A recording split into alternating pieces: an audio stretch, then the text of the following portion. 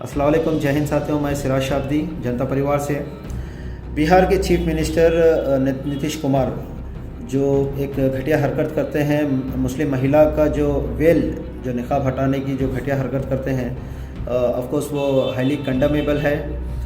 We got many calls, कुछ media से भी हम लोगों को कॉल आया एंड वो पूछे हम लोगों का भी स्टैंड है। तो जाहिर सी बात है, लाजिम बात है कि हम इसको भी कंडम करना ज़रूरी है, कंडम करते हैं।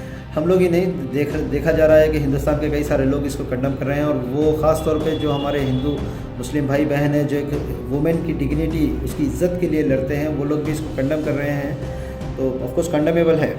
तो हम लोग देखिए, जब कभी भी ऐसा, चाहे वो मुस्लिम हो या दलितों के ऊपर अत्याचार होता है, तो हम आवाम वहाँ पर उतरती है, पब्लिक उतरती है, कंडम करती है।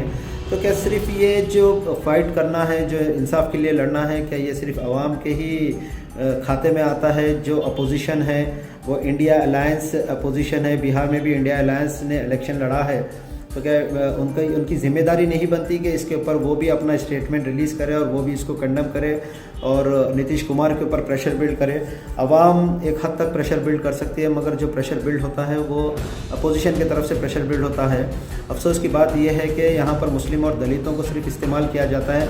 जब कभी भी मुसलमान और दलित की बात आती है तो अपोजिशन इंडिया अलायंस से कोई ऐसी पॉलिटिकल पार्टी उसके पर स्टैंड नहीं लेती। अगर कोई पॉलिटिकल पार्टी से कोई एक लीडर स्टैंड लेता है तो वो उसी समाज का रहता है। अगर मुस्लिम समाज की तरफ से कोई हुआ तो मुस्लिम समाज का कोई एक लीडर उतरता है, वो भी एक लो लेवल का लीडर उतरता है और कंडम करता है, लड़ता है।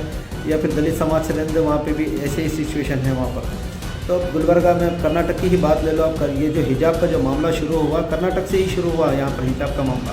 तो जब कर्नाटक में ही अभी तक ये हिजाब के मामले को रिजॉल्व नहीं किया, जबकि देखा जाए तो यहाँ पर एक सेक्युलर गवर्नमेंट है। यहाँ पर एक कर्नाटक में कांग्रेस सेक्युलर गवर्नमेंट है जो अपने आप को सेक्युलर बताती है, तमाम कौम के लिए हम लड़ने वाले हैं बोलते हैं। मगर जब कभी भी मुसलमानों के सेंटिमेंट्स को लेकर कोई ऐसी चीज़ आती है, वहाँ पर किसी कांग्रेस गवर्नमेंट के जो सीएम रहने दो या एक बड़े अहदे पे रहने वाला लीडर रहने दो, चाहे वो राहुल गांधी ही रहने दो, वो लोग कभी इसके ऊपर स्टेटमेंट देते नहीं, कभी कंडम करते नहीं। तो यहाँ पर हमको समझना है कि यहाँ पर मैं प्रशांत किशोर का एक स्टेटमेंट को कोट करना चाह रहा हूँ कि वो बताया था कि जब मुसलमानों के हुकूक़ की जब बात आती है, उनके जस्टिस की बात आती है, तो मुसलमान को ही लड़ना पड़ेगा। आप ये कभी उम्मीद मत रखो कि या प्रशांत किशोर उतरेगा या फिर राहुल गांधी आपके लिए फ़ाइट करेगा या फलाना उन करेगा, कोई नहीं करेगा। लड़ना तो हम लोगों के, और ऐसे कई सारे एग्जाम्पल्स हम लोगों के सामने जहाँ पर मुसलमान खुद मुसलमानों के लिए लड़ा सो है, वहाँ पर आवाम उतर कर।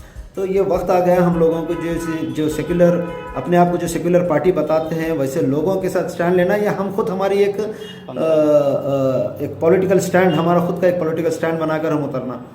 तो बहुजन समाज के दलित, बहुजन समाज के खुद के पॉलिटिकल पार्टी है, वो लोग खुद के समाज के लिए लड़ते हैं, अपने पॉलिटिकल विंग से लड़ते हैं, अपने पॉलिटिकल पार्टी से लड़ते हैं। वहीं जब मुसलमानों की बात आती है तो वी आर टोटली रिलायबल, हम लोग डिपेंड है कांग्रेस सरकार के ऊपर, या नहीं तो वो सरकार के ऊपर, चाहे वो अखिलेश की सरकार हो या फिर आम आदमी पार्टी हो, या ये ऐसे पॉलिटिकल पार्टी के ऊपर मुसलमान भरोसा करते हैं कि ये लोग हमारे हक़ के लिए लड़ेंगे।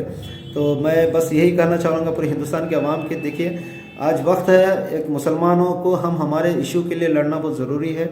हमारी खुद की एक पॉलिटिकल विंग होना बहुत ज़रूरी है। अगर जो पॉलिटिकल पार्टी हमारी एग्जिस्ट करती है हिंदुस्तान में और जो लड़ रही है, उसका साथ देना भी हमारा फ़र्ज़ बनता है। तभी जाकर हम हमारे हुकूक़ के लिए, हम हमारे हक़ के लिए लड़ सकते हैं और फाइट कर सकते हैं, और संविधान ये इसमें असेंबली में आयन में जाकर हम लोग स्टैंड ले सकते हैं हम लोगों का।